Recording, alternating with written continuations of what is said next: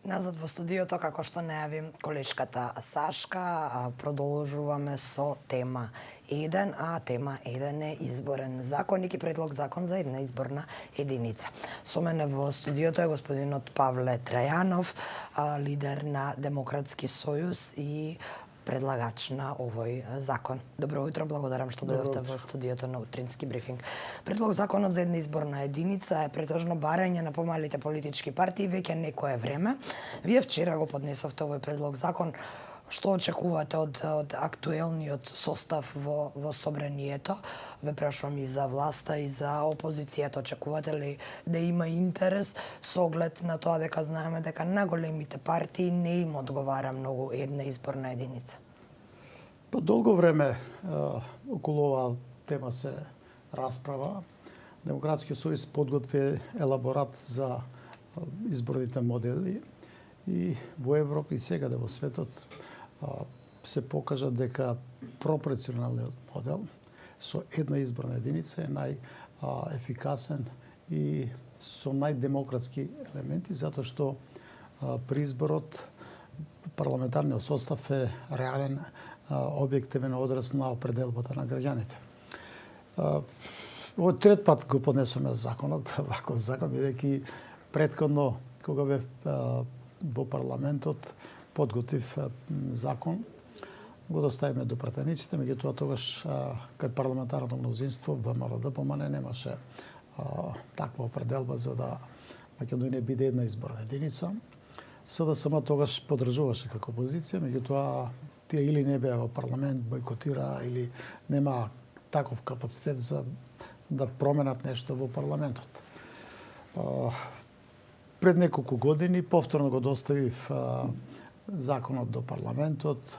Тогаш се формира една парламентарна група, наместо бидејќи јас го предложив како граѓанин, се собра неколку пратеници, истиот закон практично го предложија и ги одложија тие разговори, преговори и така натаму околу изборниот законник дека промените треба да бидат после изборите. И Демократскиот сојуз како политичка партија ние меѓу другото сме во соработка со СДСМ, бидејќи СДСМ ведуваше дека ќе го промени изборниот модел. Во суштина Македонија ќе биде една изборна единица, тоа и е ставено во нивната програмски определби, така да од тој аспект барам вербално засега СДСМ е за една изборна единица и имаше пред изборите дека све е договорено, само се одлага помеѓу ВМРО, ДПМН и СДСМ дека ќе биде Македонија една изборна единица. Веднаш после изборите ќе биде таа точка на дневен ред. Меѓутоа видов дека има развлекување, како што рековте, апсолутно не им одговара ВМРО, ДПМН и СДСМ да одидат самостојно избори. Досега СДСМ и ВМРО, ДПМН прават големи коалиции, меѓутоа кога ги презентираат резултатите, тие зборуваат колку СДСМ освоил гласови, колку ВМРО, ДПМН, а никош досега во суштина не биле самостоен настап. СДСМ сега има околу 23, колку што знам, коалициони партнери, 22-23 партии се. Сите тие, некои по 5, некои 10, замислете колку гласачите тоа без тие, ако се одземат тогаш повеќе од јасно дека СДСМ нема да го има тој резултат.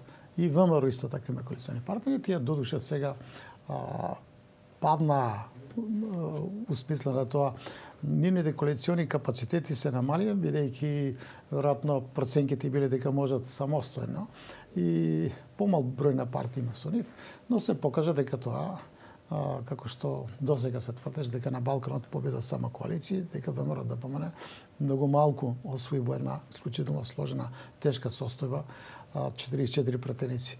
Замислите во каква условно кажана авантура влезе СДСМ со другите коалициони партнери околу преспанскиот договор, промена на уставното име и други бројни отстапки, вклучително сега и договор со Бугарија кој што се покажа дека има фабрични грешки, дека многу тешко е имплементацијата на таков договор.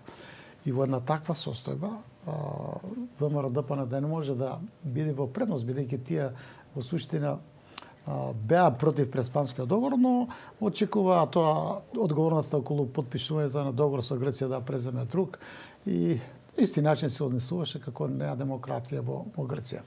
За секој случај сега слушаме дека СДСМ и ВМРО ДПМН формираат работни групи кои што ќе работат на изборниот законник. Јас подолго време разговарам со пратеници, поединци, партии што имат по 1, 2, 3 или 4 пратеници и некаде се вкупниот број нови пратеници околу 34, што не се ВМРО, не се СДСМ, не се ДУИ или Алијансата. И во основа има определби дека треба да биде една изборна единица и почнаме да се усогласуваме. Видов дека тој процес многу тешко оди, дека влијанието, притискот од големите партии на своите коалициони партнери е голем, дека викат оставете тоа, ние сега ќе го решиме, меѓутоа се развлекува. А процесот на усогласување помеѓу ВМРО, ДПМН и СДСМ, натаму дека се бара сите партии да бидат. Кога ќе се договорат сите партии за едно прашање? Сега, ако ВМРО, ДПМН тврди дека се за една изборна единица, СДСМ веќе подолго време тоа го тврди, помалите партии се за, единствено ДУИ не го до, меѓутоа ДУИ може да остане изолирана партија ако некаде 105-110 пратеници се определат за промена на бројот на изборни единици од 6 во 1, се разбира дека треба да останат и изборната единица 7, односно ќе биде 2 за нашите селеници, да можат тие да предлагат и избират 3 пратеника. Тоа значи дека ДУИ не може да нема капацитет да условува со било што, затоа што се менува изборниот модел, затоа што се создадат еднакви шанси за сите, вклучително и за ДУИ. Така да не знам кои се. Само доколку СДСМ и ВМРО се согласат. Па знаете, ако не се согласат, има парламентот нема да биде функционален ако 30 пратеници одлучат од различни самостојни од различни групации, парламентарни групации, тогаш парламентот нема да биде функционален, ќе биде блокиран.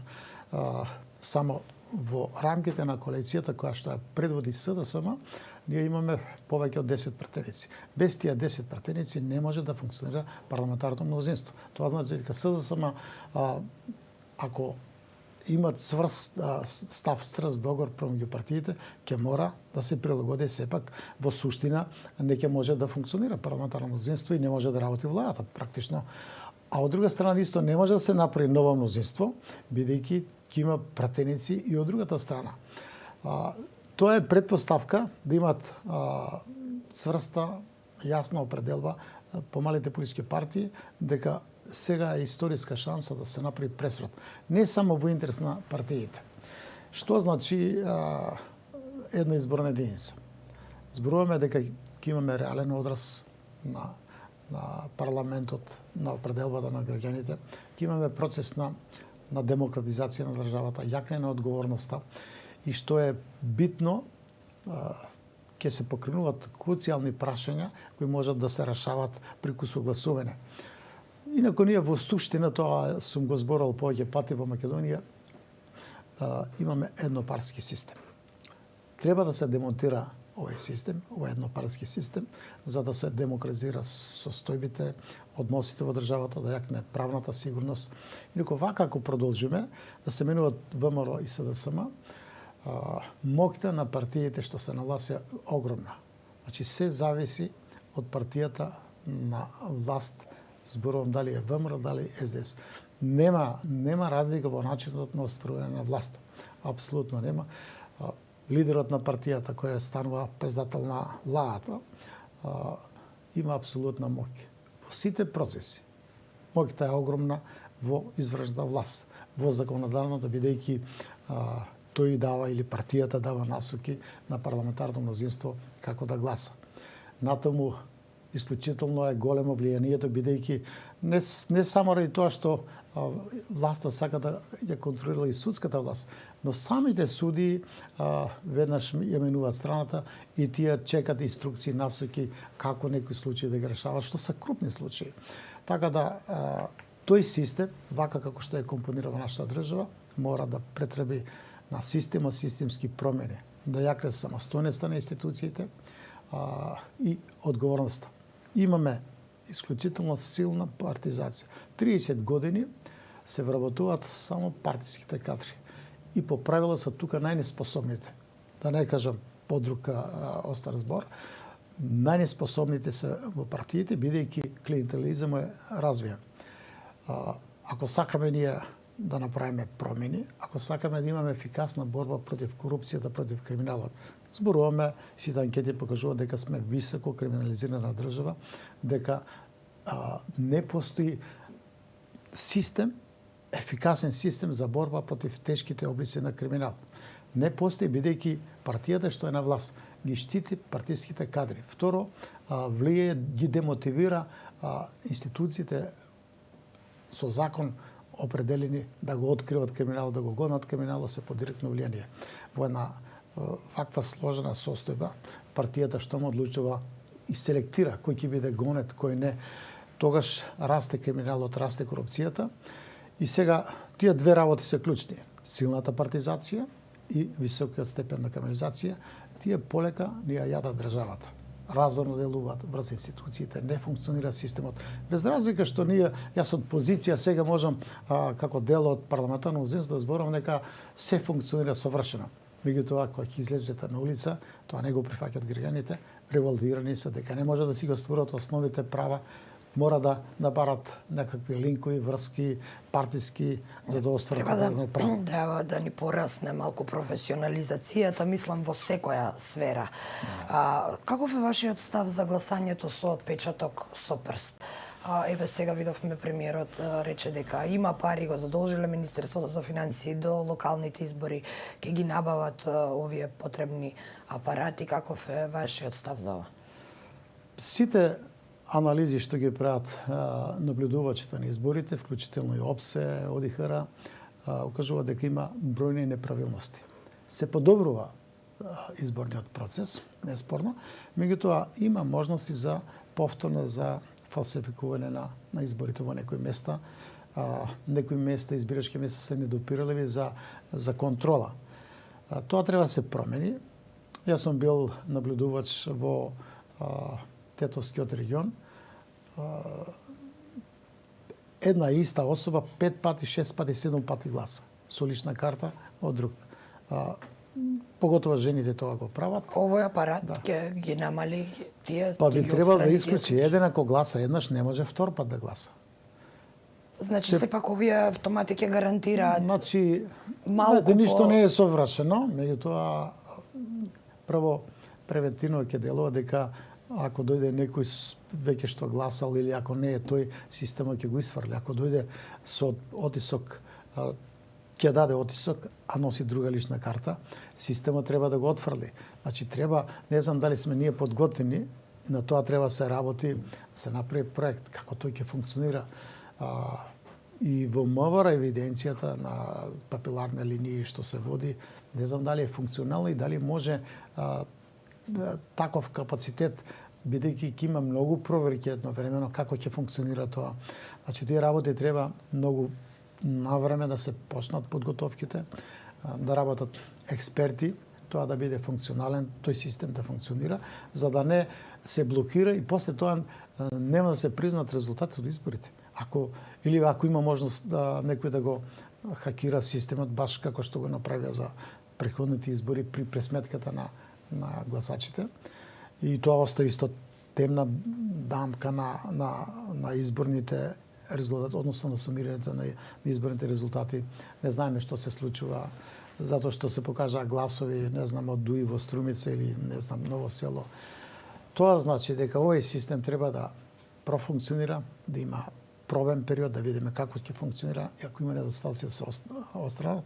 За секој случај сум за да се направат изборите да бидат поверодостојни.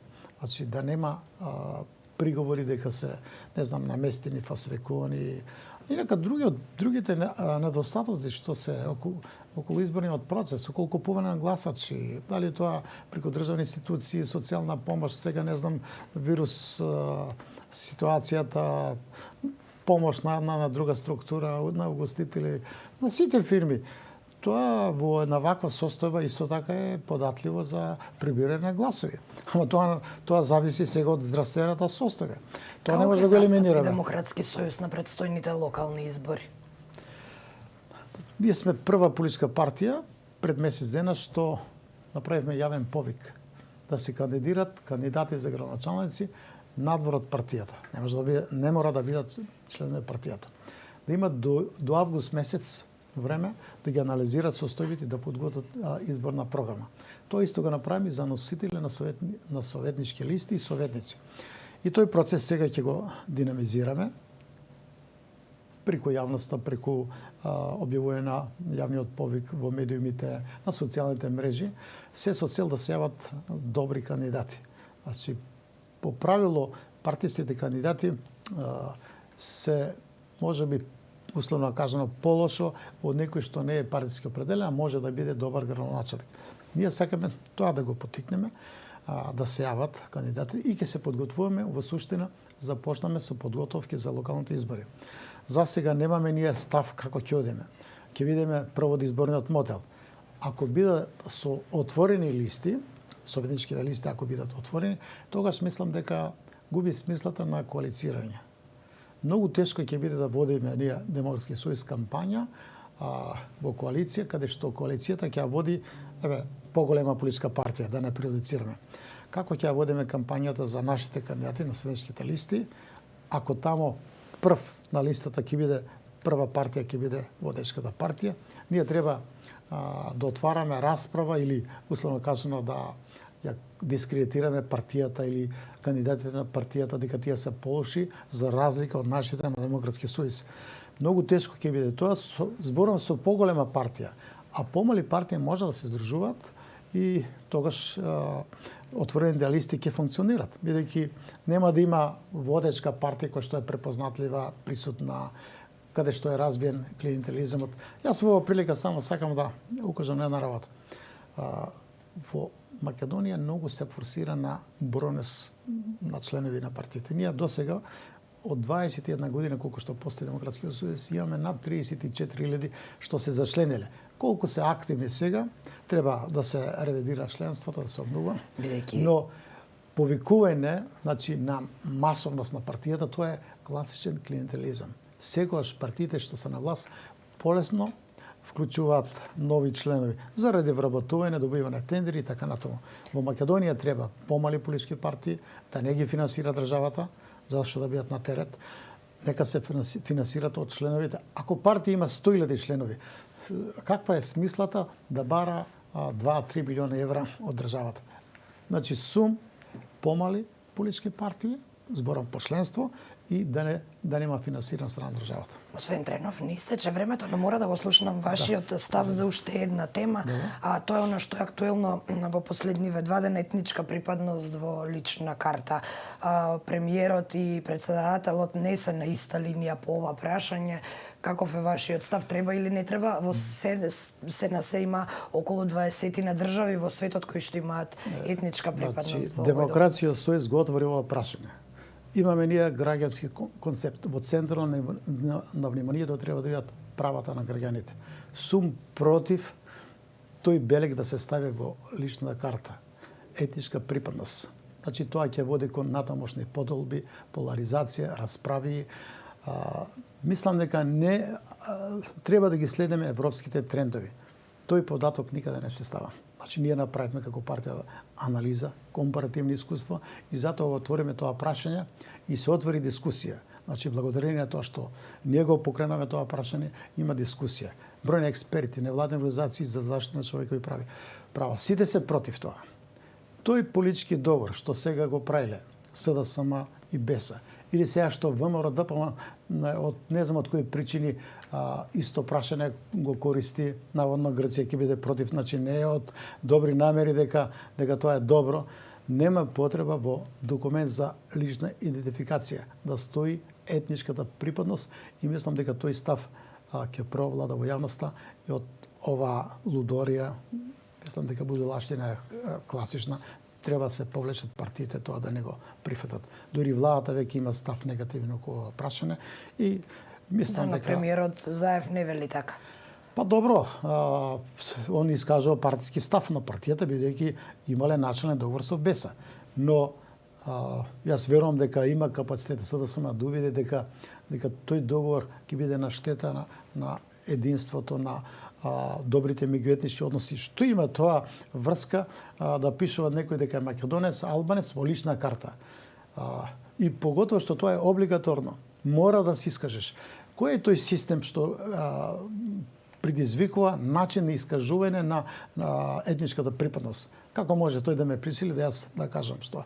Значи, во демократски држави ова прашање не размислуваат. И сите држави што почнале, значи имаме анализа и Авганистан, и Израел, па и Кипар, па и Малта и другите држави што пробале, виделе дека тоа води на натамошни поделби, а не кон градене на граѓанско општество каде што кариерата ќе зависи од способноста, а не од партиската или етничката припадност. Ние тоа баш каза во некоја друга прилика ќе зборуваме што значи припадност на одреден етникум и какви права се остваруваат. Камо среќа, албанците како бројна етничка заедница при соодветната застапеност во органите во вработувањето да има механизам да ги бират најдобрите. Не, тие се на список на ДУИ или друга партија и затоа имаме целосна нефункционалност на државата, на институциите, бидејќи, како што реков, партиски кадри